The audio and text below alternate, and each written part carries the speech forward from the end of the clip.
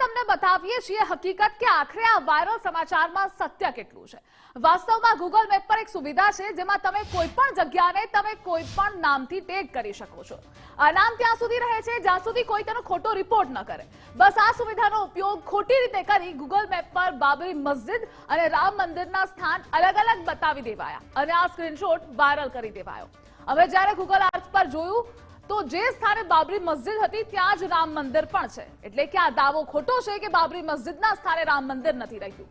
વાસ્તવમાં જે સ્થાને બાબરી મસ્જિદ હતી તે જ સ્થાને રામ મંદિર બન્યું છે, એટલે કે જે દાવો કરાયો હતો કે રામ મંદિર વહી બનાએંગે તે દાવો સાચો છે કે રામ મંદિર ત્યાં જ બની રહ્યું છે। સોશિયલ મીડિયા પર લોકોને ગુમરાહ કરવામાં આવ્યા હતા। આ મેપ થકી બે અલગ અલગ ગૂગલ મેપના દ્રશ્યો પણ તમે સ્ક્રીન પર આપ જોઈ રહ્યા છો।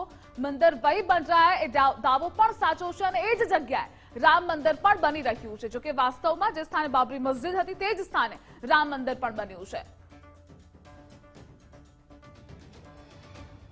તો ગૂગલ અર્થ પર પણ અમે જોયું જે સ્થાને બાબરી મસ્જિદ હતી ત્યાં જ રામ મંદિર પણ છે, જો કે લોકોને ગુમરાહ કરવાનો આ પ્રયાસ છે। આખરે હકીકત શું છે તે પણ અમે આપને જણાવી રહ્યા છીએ। આ વાયરલ સમાચારમાં તથ્ય કેટલું છે તે પણ તમે સ્ક્રીન પર આપ જોઈ રહ્યા છો। વાસ્તવમાં ગૂગલ મેપ પર એક સુવિધા છે જેમાં તમે કોઈ પણ જગ્યાને તમે કોઈ પણ નામથી ટેગ કરી શકો છો।